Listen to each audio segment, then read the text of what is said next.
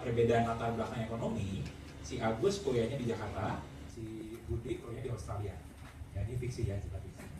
Nah, terus akhirnya mereka kuliah 4 tahun sama-sama. Nah, setelah lulus, ternyata mereka kerja di perusahaan yang sama di Jakarta. Mungkin karena pengen jauh-jauhan kali ya.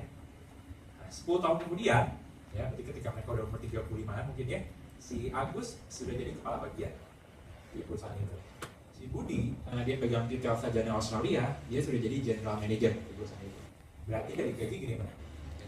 Budi dong, ya, general manager kan. Nah, itu kepala bagian, satu lagi sudah general manager. Oke. Nah, suatu hari nih Pak, ini akan sekarang di depan sama ya. Suatu hari nih Pak, ada seorang agen asuransi datang. Dia ini adalah temannya si Pak Budi, bukan temannya Agus, temannya Pak Budi.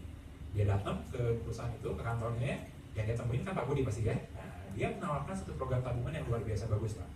Dia melihat, oh dengan level general manager, kira-kira harusnya Pak Budi ini bisa menabung kurang lebih 6 juta per bulan.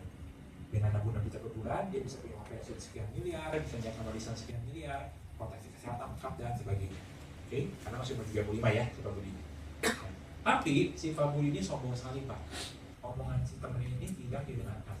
Dia malah ngomong gini Pak, saya nggak perlu asuransi, kenapa? Saya masih muda. Yang kedua, gaji saya besar. Secara ekonomi saya sanggup untuk memenuhi semua kebutuhan keluarga saya. Ketiga, kalau saya sakit sudah di cover oleh perusahaan, jadi saya nggak perlu asuransi. Kayak gitu.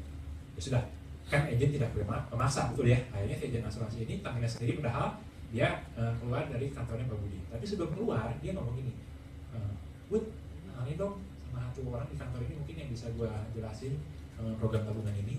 Nah, si Budi ini mungkin karena dia saking pengen cepat dia keluar, langsung nunjuk, tuh lu kesana aja. Itu namanya si Agus tuh. Jadi si agen asuransi ini pindah dari kantornya Pak Budi ke ruangannya si Pak Agus ini, kepala bagian ya. Si agen asuransi ini menawarkan hal yang sama Pak, ya, menawarkan yang sama tapi dengan premi yang lebih murah, karena kan otomatis gajinya beda soalnya ya. Yang tadi dia tawarkan 6 juta per bulan ke si Pak Budi, sekarang dia yang menawarkan kurang lebih 3 juta per bulan ke si Pak Agus ini. Tapi bedanya, yang namanya Pak Agus ini, dia mendengarkan dengan seksama.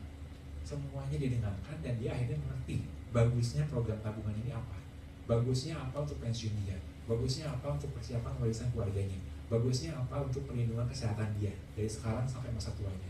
Akhirnya detik itu juga setelah selesai si agen ini presentasi, si Pak Agus langsung ikut program tabungan itu, dia langsung sign proposalnya. Oke, berarti dah pulang ya si agennya ya.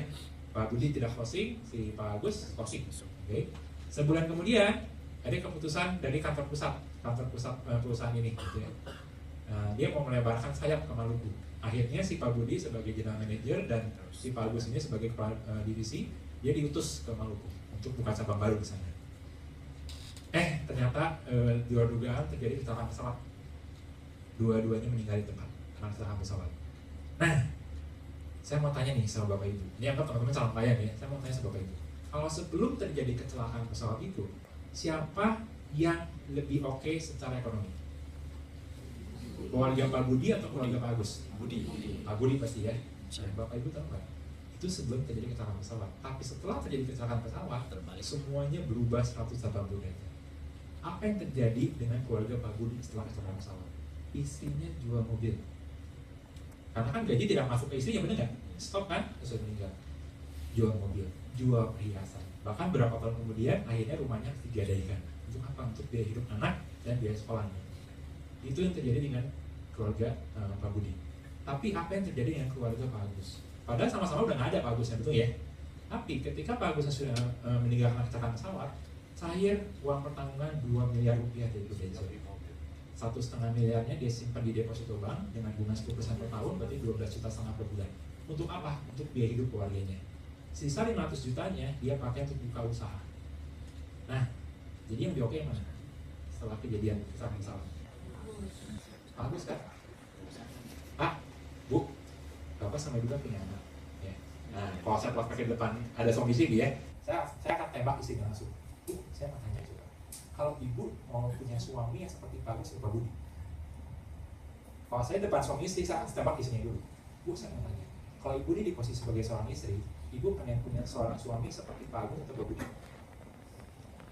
Udah teman-teman, tembak itu pasti closing. Enggak, saya belum pernah presentasi tidak closing.